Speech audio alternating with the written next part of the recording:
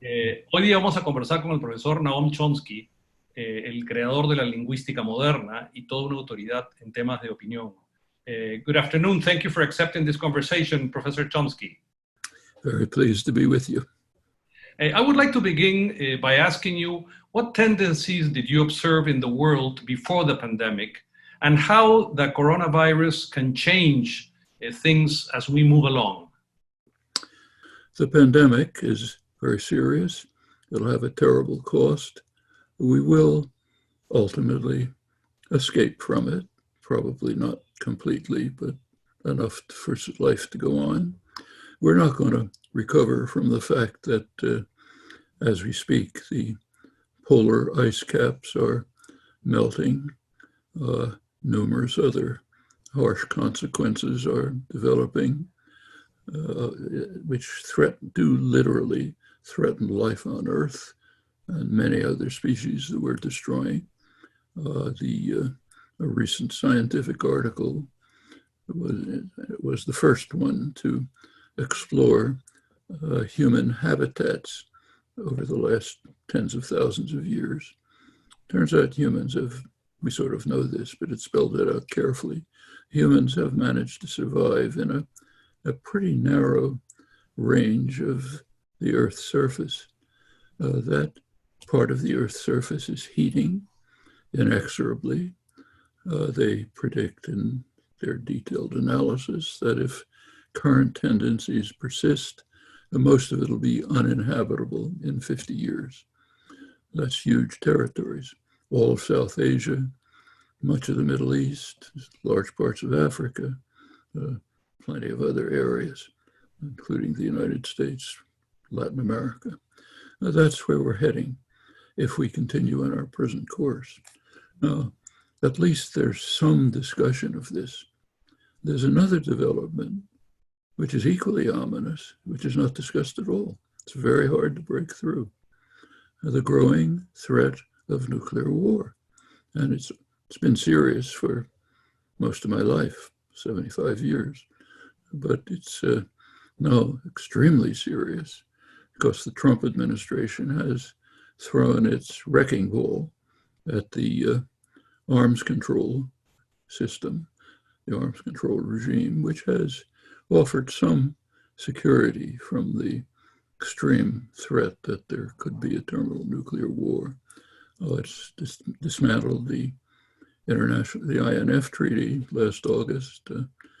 It's right now on the chopping block. That was Reagan, Gorbachev. It's now aiming at the Open Skies Treaty, which goes back to Eisenhower. Probably destroy that. The last remaining treaty is the New START Treaty, up for ratification in a couple of months, shortly after the election. The Russians have been pleading for negotiations and renewal of the treaty. The Trump administration says it's not interested. If that goes, that's the end of any restrictions on developing nuclear weapons. It's an enormous threat to the United States and to the rest of the world. But the Trump administration, it's important to recognize, I don't want to mince words, that President Trump himself is a sociopathic megalomaniac, cares about nothing except himself. So if he can do something to improve his, say, electoral prospects, and if it happens to kill huge numbers of people, he won't give it a second thought. That's not a speculation. We know it. So Trump is flailing around desperately right now to try to find some scapegoat to cover up the vast crimes he's committed against the American people with his mishandling of this pandemic. So he's searching for someone else to blame. One of his targets is the World Health Organization. Mm-hmm. So he eliminated funding for it, and he and his sycophant, Mike Pompeo, have announced that they want to destroy it. So what happens if you destroy the World Health Organization? Well, there's a place called Yemen, which is the worst humanitarian crisis of the world. Now, there are people being saved from disease and destruction, namely WHO, doctors, medical assistants, and others. So we'll kill the people in Yemen. Africa, much of Africa is in the grips of many different diseases. People are being saved by the World Health Organization. So let's kill them, because it gives me a way to appeal to my constituency who say anybody outside our borders is awful, so let's get rid of them. And I'll improve my electoral prospects. Is the word sociopathic megalomaniac too strong? I don't think so. And nor is it too strong for somebody who's in the service of the fossil fuel industries, other major corporate industries. He's their servant, they're his constituency. So fine, let's destroy the prospects for human life. You want to see this enacted dramatically? Take a look at the president's budget. Not many people have done that. It's very worthwhile. So on February 10th, the government released its annual budget proposal for the next year. The pandemic is raging. Trump is claiming it's only a cold, don't worry about it. But the pandemic is raging, killing thousands of Americans, many others. Here comes the budget proposal. Let's defund the Center for Disease Control, something which Trump has been doing every year in his term. Let's defund it further. Let's defund health-related components of the government. Let's increase subsidies to the fossil fuel industries to help them destroy the world down a couple of generations hence. What's the right word for that? I can't find one. So I think nothing we say is too strong. That's the administration of the most powerful country in the world. It's causing enormous damage everywhere, including to the United States. It's benefiting some. Corporate profits are going through the roof. The rich are happier than ever. When President Trump gave his keynote address at the Davos, Switzerland meeting last January, as you know, every January, the ones who are called the masters of mankind, CEOs of major corporations, major media, and so on, they go to a ski resort in Switzerland, Davos. They go skiing, have parties, congratulate one another on how wonderful they are, and so on. That's an annual meeting. So they opened with actually 2 keynote addresses. They're very interesting. They should be played in every school, in every public meeting, on every television station. They tell us a great deal about the world. The first speech was, of course, Donald Trump, the chief master of the universe. Now, the people at Davos don't like him. He's vulgar, he's pretentious, he's megalomaniac. He disturbs their image that they try to construct about themselves as being gentlemen and ladies, you know, nice people, civilized and so on. So they don't like him. But they give him rousing applause after a rant about how great he is and how terrible everyone else is, an embarrassing rant. Why? Because they understand something that matters. They know that Donald Trump can rant and rave and do whatever he likes, but he understands the main point: pour dollars into the pockets of the rich and powerful. And as long as he understands that, they'll tolerate his antics. Now, that was Trump. And then came the second talk. Greta Thunberg, 17-year-old girl, quiet, simple talk, factual, accurate, ending up by looking at the crowd and saying, "You're betraying us, you've stolen our childhood." That's the world in which we live. It epitomizes 2 forces. One at an extreme, but nevertheless symbolic. Sure.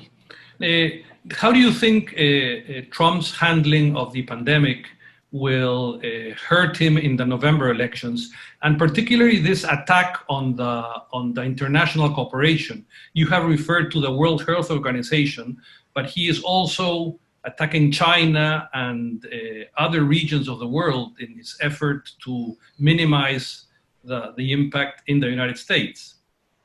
He's, whatever you think of him, he's a clever politician, very clever confidence man, one of the best. He has two constituencies. His prime constituency is wealth and corporate power. He knows he has to serve them, otherwise he's out. So he does. Look at his entire legislative proposal is that. But he also has to have voters. You have to accumulate voters somehow. Mm-hmm. So he's organized a voting base, which he understands. They're xenophobic. One of the things they think everybody out there in the world is just cheating us, out to get us. We don't like international institutions. We're the greatest, and so on. How do you approach them? By alienating the rest of the world. Okay, so let's take Europe. Europe doesn't like what he does, but they're much too cowardly to raise a finger to stop it. So take his Iran sanctions. Those are greatly increasing the risk of war in the Middle East. Very dangerous. No basis for them whatsoever, except it's another effort to appeal to his voting base. Europe doesn't like it. They don't like the sanctions. They observe the sanctions because they may dislike the United States, but they fear it. It's a frightening country. They know that if they don't observe the sanctions, the United States will throw them out of the international financial system. They could act to overcome this, but they're not going to step on the foot of the master. Same elsewhere. People may not like what he's doing, but not many are willing to stand up to the violence and threat of the global mafia don. He understands that. So yes, actually, American corporations don't like his antics with China, harms them, but they're not going to get rid of him just for that, as long as he keeps enriching them and empowering them beyond the dreams of avarice. They'll let him get away with it. He understands that very well. So he's damaging the United States, harming it seriously, but that doesn't matter. I mean, if you're willing to slaughter unknown people in Africa in order to get elected, you're willing to destroy the prospects for human life in order to enrich your primary constituency, then why should he care about this? The constituency he is worried about is the elderly.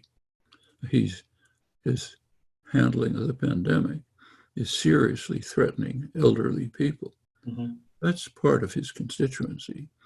Elderly, conservative, traditional, Christian, and so on. That's a large part of his constituency. They're getting upset, and he's worried about that and probably trying to do something. But most of the constituency, just take a look at the voting constituency. The core element is Christian evangelicals. It's a huge part of the society in the United States, probably a quarter of the population. They're solidly behind him. And what he does doesn't make any difference because Jesus is coming in a couple of years, so what does it matter? So all he has to do is make sure that they get everything they want. The right-wing judges, the right of pastors to preach politics on the pulpit, whatever they want. So they're in his pocket. White racists who are afraid that they are coming to get us and we have to protect ourselves. Mm-hmm. They can be internal, foreign. That's why the insistence on this lunatic border wall. One of the things in the budget is increase the funding for the border wall. Does nothing but torture and kill miserable refugees trying to flee from the destruction that the US caused in their countries. But let's call them rapists and murderers and this and that, and we'll defend ourselves against them. Okay, you run through the list, it's the same. So he's got his constituency under control, and if it happens to devastate the country and sooner or later destroy civilization, it's not a serious issue. If I may, Professor Chomsky, talk a little bit about the region, Latin America. Peru, as well as other countries in Latin America, went with the Washington Consensus in the 90s. This generated economic policies that benefited and took people out of poverty initially. But we have been seeing lately that there are many demands. Chile, a few months ago, and in other parts of the region, there have also been demands for changes.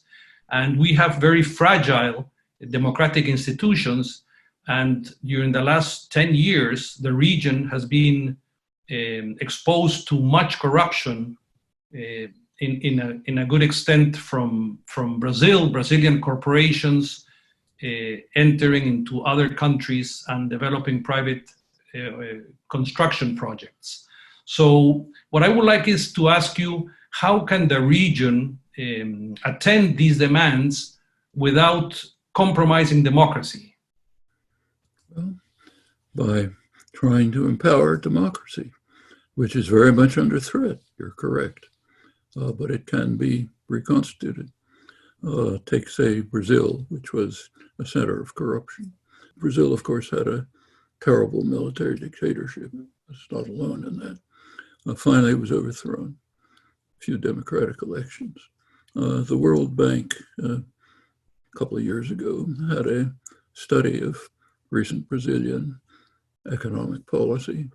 It identified what it called a golden decade, the best decade in Brazil's history. Basically, the first 10 years of this millennium, the Lula da Silva years, when there was enormous reduction of poverty, expansion of inclusiveness, much more participation, plenty of corruption. And a few years after Lula turned over the presidency to Dilma Rousseff, a right-wing coup began, literally.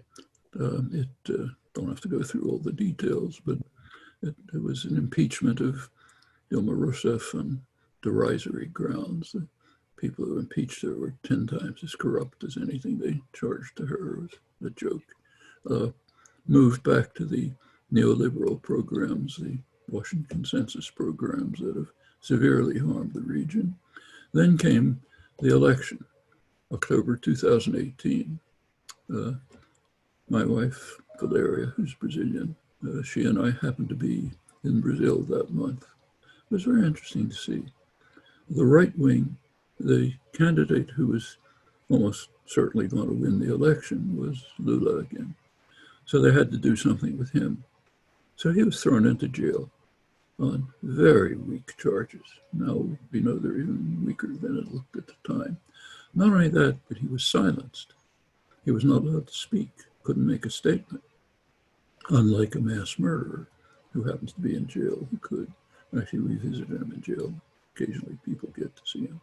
So he had to be silenced. And then came an incredible campaign on the social media, which most Brazilians use as the source of their acquaintance with the world, WhatsApp particularly. Incredible campaign, I don't know if you looked at it, with the most ridiculous lunatic attacks on the Workers' Party. You know, I don't have to go through them, they're disgraceful.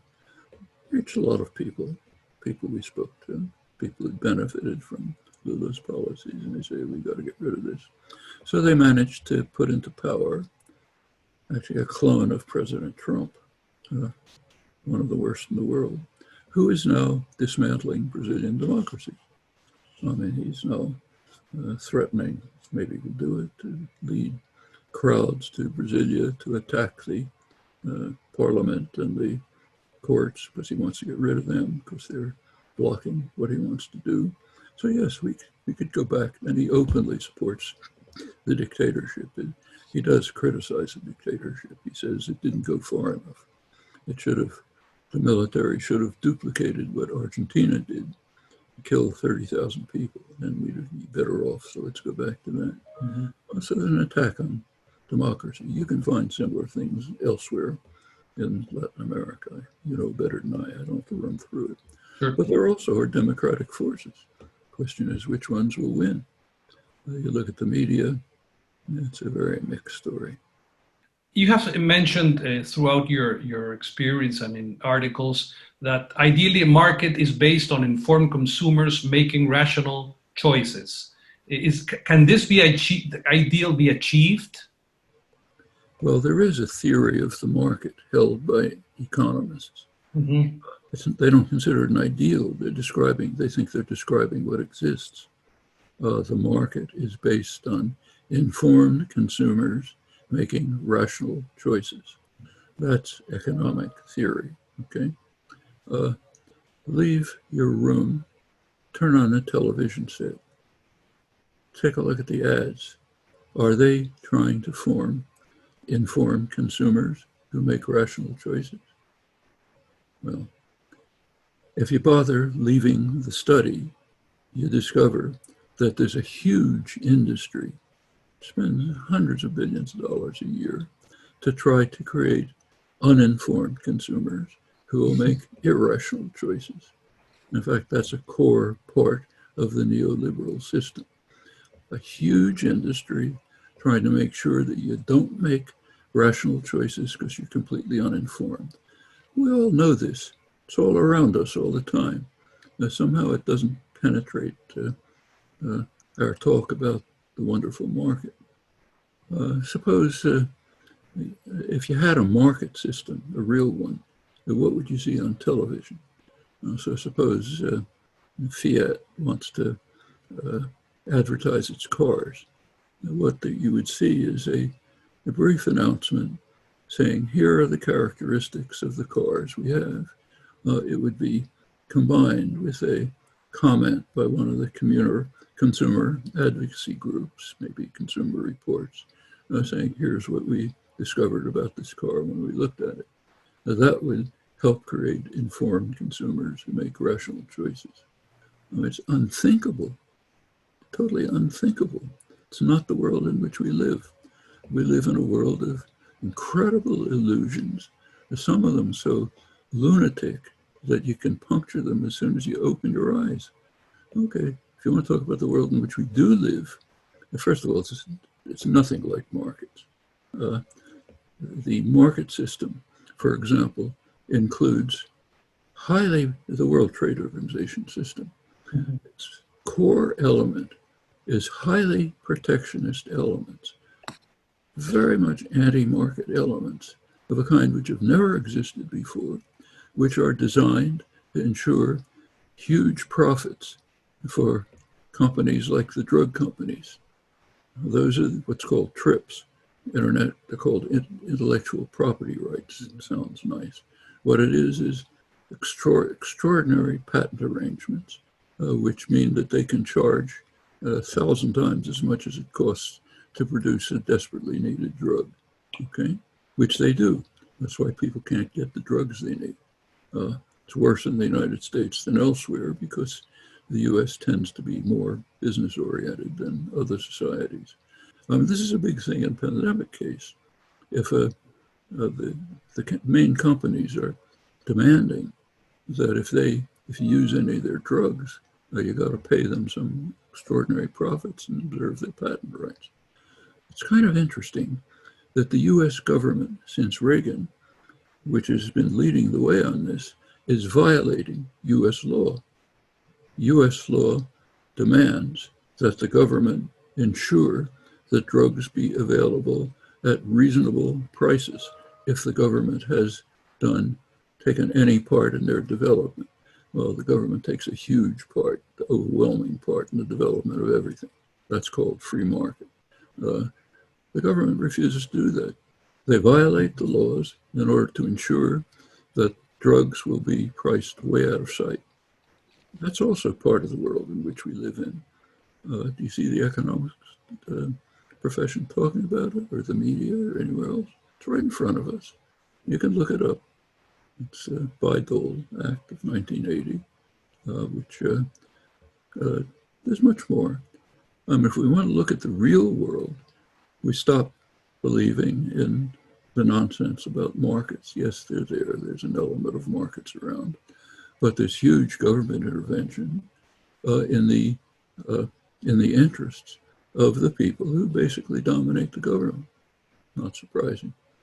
Say, take the World Trade Organization. It wasn't designed by the public. It was designed by investors and major corporations. Is it surprising that it's designed in their interest? I mean, you have to be pretty naive to be surprised at that. That's one of the elements of this, what you call the Washington Consensus, the neoliberal system from the 80s, actually, is the extraordinary rise in financial institutions, enormous increase. Well, do they survive on the market? Every time there's a crash, which they cause, they run to the nanny state and say, taxpayer, please bail us out. They're bailed out. And that's a fraction of it. There was a study by the International Monetary Fund a couple of years ago of the 6 biggest banks in the United States, asking just where their profits come from. Turns out that almost all their profits come from an implicit government subsidy, namely the guarantee that if they get into trouble, the taxpayer will bail them out. Now that goes way beyond the bailouts. It means they get inflated credit ratings, they can get cheap money, they can make risky investments. Goldman Sachs wants to make a risky investment, which will be profitable if it works. They can do it without concern, because if it crashes and the whole economy starts to crash, the public will bail them out. Huge subsidy. That's how they survive. That's the Washington Consensus. That's the market. The victims suffer. Latin America suffered severely from the Washington Consensus, went through 2 decades of no development, of deterioration. It's gradually starting to pull itself out. Take Chile, which you mentioned. That's a very interesting case. Everyone should look at it carefully. That was the first experiment with the Washington Consensus, 1973. Pinochet dictatorship came in, overthrew the parliamentary government. The leading figures of neoliberalism raced in, Milton Friedman, Friedrich Hayek, all there to celebrate the chance to carry out a perfect neoliberal experiment. Conditions were perfect. Nobody could object, because if you objected, you went to the torture chambers, Villa Grimaldi. That's the end of the objection. So everybody's quiet. Money poured in under Allende. The international financial institutions, the US government, were trying to destroy it, so they wouldn't send in a penny, nothing. As soon as the dictatorship came in, all the spigots were open. Money pours in. They were smart enough not to follow their principles. The Chilean economy depended, and the government funding depended very heavily on Codelco, the world's major copper mine, which is nationalized and very efficient. So they didn't change that. That would be pretty stupid. In fact, they had every possible condition to succeed in their neoliberal experiment. It took them 5 years to totally destroy the Chilean economy. By 1982, it collapsed. The economy was handed back to the government to try to salvage. More of the government was in the hands of more of the economy was in the hands of the government than under Pinochet, than under Allende. That didn't change anything. So the main experiment collapsed under perfect conditions. Now let's go ahead and do the same thing. Then you get off on the trying to impose the same rules on the whole world. It's been a disaster all the way through. I don't have to run through it. Let's take Chile. What are they demonstrating about? It has very good conditions, copper prices have been high. It's complementary to the US economy in fruits and fish and vegetables exports. A lot of conditions for economic success, and to some extent, happened, but they happen to be stuck with the Pinochet dictatorship rules. The pension systems have collapsed, the education systems collapsing except for the rich, health systems collapsing. Yeah, that's the Washington Consensus. They're stuck with it. Hard to get rid of it because the army under Pinochet was very careful to exempt themselves from the neoliberal rules. Okay for you guys, but we're not going to suffer from that. So we'll get pensions and health care and everything else.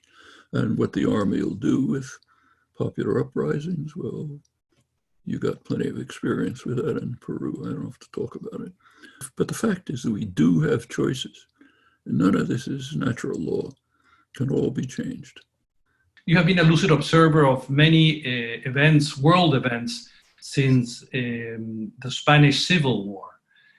How do you maintain optimism over despair, particularly with the media overload we are constantly exposed to?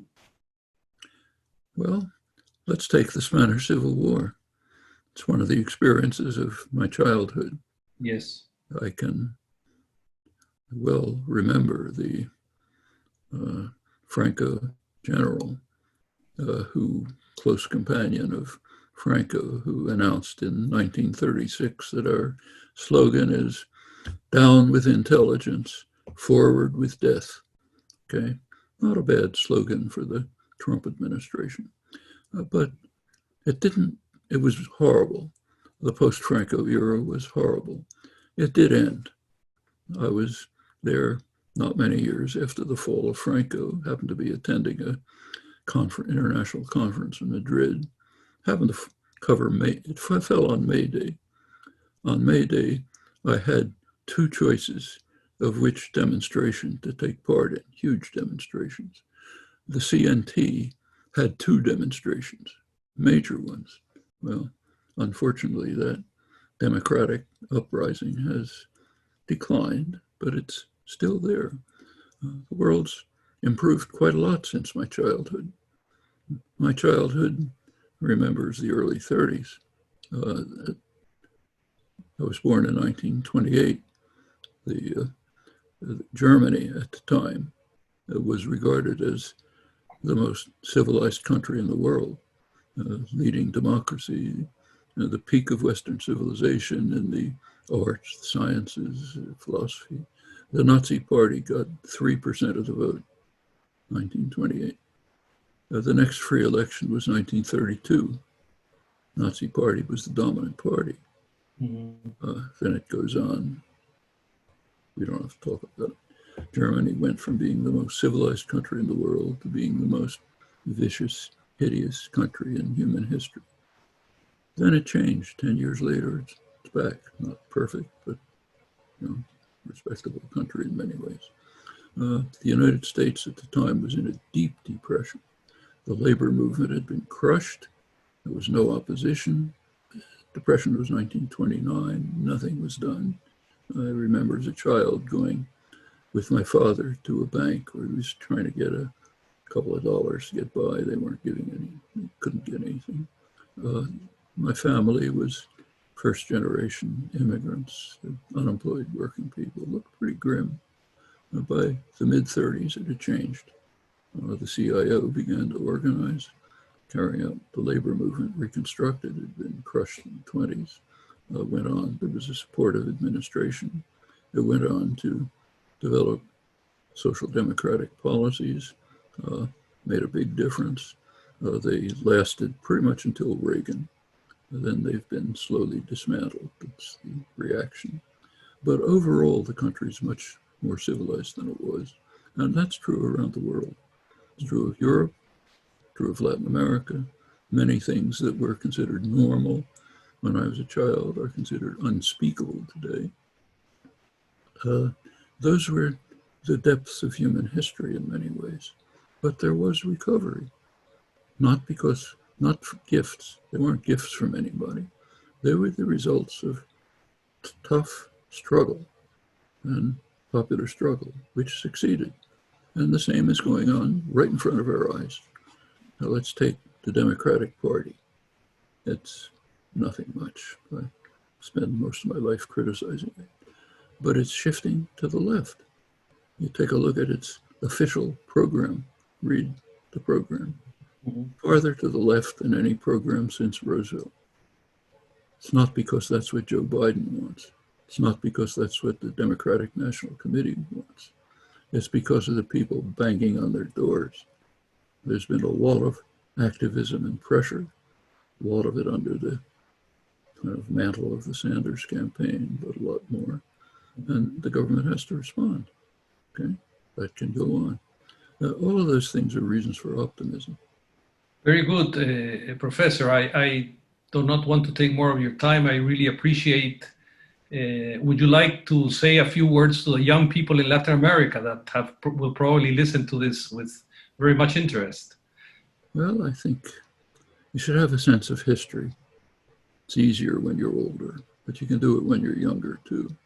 There have been very harsh times, terrible times. The times of the Latin American dictatorships were hideous times, but it was possible to overcome them, to make a better world. Popular struggle, mostly led by young people. You take a look at the overthrow of the dictatorships. Young people were in the forefront, working people also. You can do it again. And the important thing for young people to face today is that they are a unique generation in human history. They have to make a decision whether organized human society is going to survive within a few generations. It's not remote. It's their decision. They have an incredible challenge that no generation has ever faced. And a challenge is threatening, but also exciting. It means the future of the world's in your hands. What you do or don't do will decide what happens for the rest of human life. Exciting opportunity. You have a chance to grasp it. No doubt about that. Well, thank you very much. It's been a pleasure, this conversation with you. Thank you. Thank you.